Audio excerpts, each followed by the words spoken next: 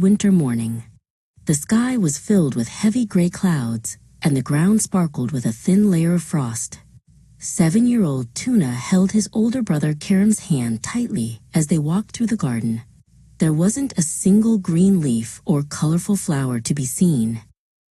Tuna stopped and looked at a tall tree. Its branches reached up like thin, dry bones against the pale sky. "Brother," Tuna whispered, a little bit sad, "did the trees die? They look so empty and cold, as if they will never be beautiful again." Karam smiled and knelt down so he was at the same height as his little brother. He gently pulled a low branch closer and pointed to a tiny, hard bump at the very tip. "Look closely, Tuna. This is a bud," he said. "The tree isn't dead, it's just sleeping. Deep inside, it is quietly getting ready for a great awakening." Weeks passed, and the sun began to stay in the sky a little longer each day. One morning, Tuna ran into the garden and stopped in wonder. The trees that once looked like dry bones were now covered in soft, delicate blossoms of pink and white. The garden felt alive again.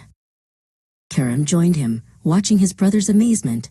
"Do you see, Tuna? Everything that looked dead in the winter has woken up with a brand new beauty. The power that revives these trees every year will also revive us. Nature is showing us a miracle that happens over and over." Tuna noticed a small, brown seed that had fallen onto the soil. He picked it up and held it in his open palm. "But what about people, Karam?" he asked thoughtfully. "Are we like these seeds? Will we also have a spring after we leave this world?" Karam looked toward the horizon where the sun was shining brightly. "Yes, Tuna," he answered softly. "Just as a tiny seed goes into the dark earth and wakes up as a magnificent tree, humans are also made for a new and better life. We don't just disappear. We go toward a different kind of morning." They sat down together on the fresh, green grass. "Think of this world as a beautiful waiting room," Karam explained. "It is a place where we learn and grow. But we were created for an eternal home, a garden of paradise where nothing ever fades and we are never tired or sad." "Humans are the fruit of the whole universe," Karam continued, gesturing to the trees. "We are the most precious part of all creation. We weren't made for just this temporary world. We were created for eternity.